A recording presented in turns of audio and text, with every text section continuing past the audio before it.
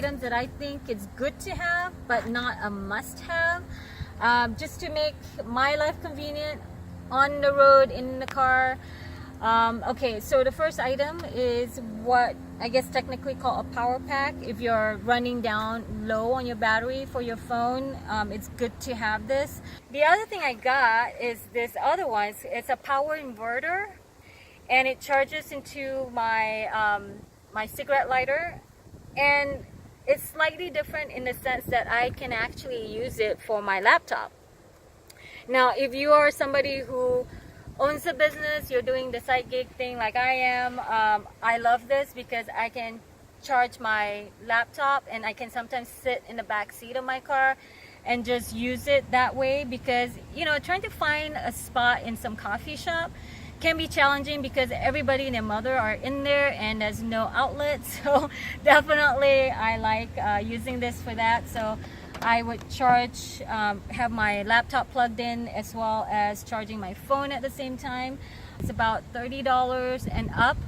Don't get too crazy by getting the ones that's $100 and over, because those are way more for people who are RVing.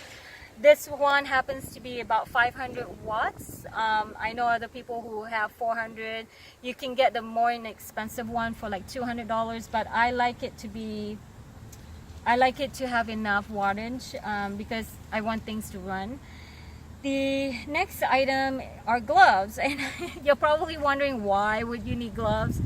I sometimes use it for logistics in the winter time when it's colder. I noticed that when you are handling a lot of boxes, your skin dries out, and I know, I mean, you know, if you care about your skin, you might want to get gloves.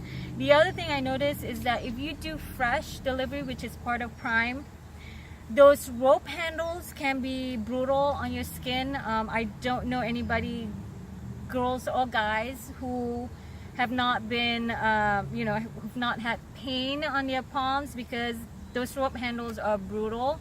And if you handle 10 of them, you are wanting a different, you would want gloves.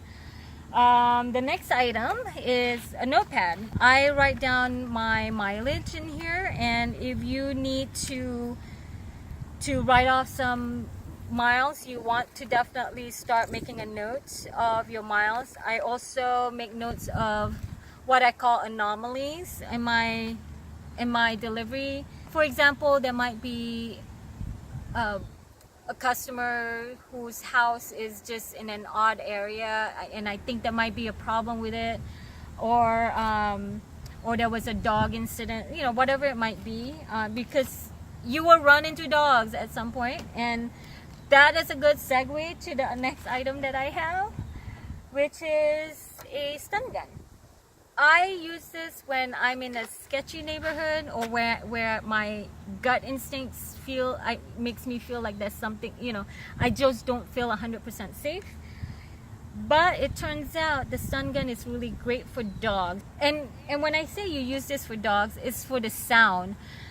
It's not for stunning the dogs. If you do enough deliveries, you will run into dogs that are not the nicest, friendliest dogs.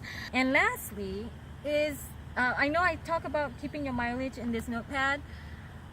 There are apps out there that you can also track your mileage, and the one I use is Avalanche.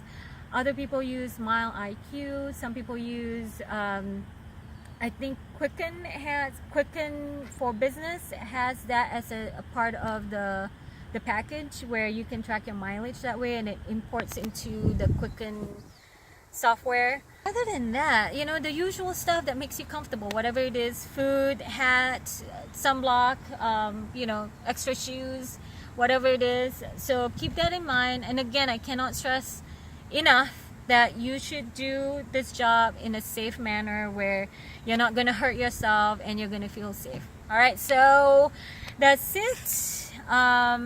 Don't forget to subscribe and share, because sharing is caring.